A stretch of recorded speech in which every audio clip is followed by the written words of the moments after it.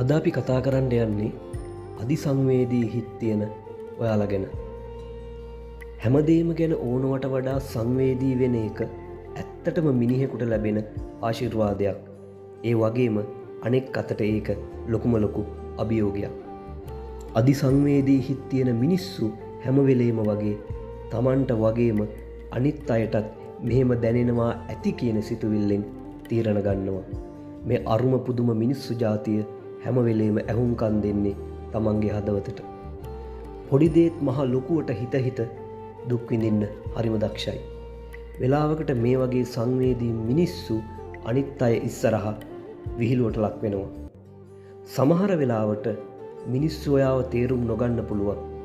ඔයා ඕනවට වඩා හැමදේම හිතන එක විහිළුවක් විදිහට අනිත් අයට පේන්න පුළුවන්. ඒ වගේම ඒක ඔයාට ගොඩක් වේදනාකාරී. ඇත්තටම මෙයාලා හිතන්නේ පොඩි ළමයි වගේ. එකම එක කාරුණික වචනයකින් මේ අයගේ මනෝභාවය ඉහළ තලයකට ගේන්න හැකියාවක් තියෙනවා. ඒ වගේම පොඩි පසුබෑමක් ලොකුම ලොකු දුකක් විදිහට දැනෙනවා. මෙයාලට ලැබිලා තියෙන ලොකුම තෑග්ග ඒ තමයි හැමදේම ගැඹුරින් දැන ගැනීමට තියෙන හැකියාව.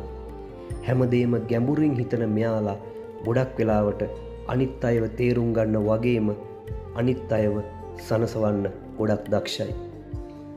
පරිසරයට ගොඩක් සංවේදී වෙලා තමන්ගේ හැඟීම් තනියම පිට කරනවා. අවට ලෝකය ගැන අනිත් අය දකින්නේ නැති ආකාරයකින් දකිනවා. ගොඩක් වෙලාවට තනිවීම ඇතුලේ තමන්ගේ සාමයේ සැනසීම හොයාගන්න උත්සාහ කරනවා. මේ හදවත් අදහන්න බැරි තරම් සංවේදී. ගොඩක් වෙලාවට තවත් කෙනෙක් සනසන්න කරන්න ඕන හරිම දේ මෙයාලා දන්නවා. තමන් වටේ ඉන්න අනිත් අය ගැන ඕනවට වඩා සැලකිලිමත් වෙනවා වගේම එය ලෝකයට වඩාත් අත්‍යවශ්‍ය දෙයක්. අනිත් අයට මගහැරෙන්න පුළුවන් දේවල් ගොඩක් මේ ඉන්ද්‍රජාලික මිනිස්සු දකිනවා. ඒ වගේම නිහඬව කල්පනා කරන අවස්ථාවලදී තමන්ට බොහෝ විට සැනසීමක් ලැබෙනවා. ඔයාටත් තියෙන්නේ සංවේදී හදවතක් නම් ඒක අගය කරන්න. ඔයාගේ සංවේදීතාව දුර්වලකමක් නෙවෙයි, එක ශක්තියක්. ලෝකය පොහොසත් වෙන්නේ ඔබට ඊටාම ගැඹුරින් දැනෙන ආකාරය නිසා. ඉතින් ඔයාටත් තියෙන්නේ අධිසංවේදී හිතක් නම් දැනගන්න මේ සංවේදී බව තමයි ඔයාගේ ලොකුම ශක්තිය.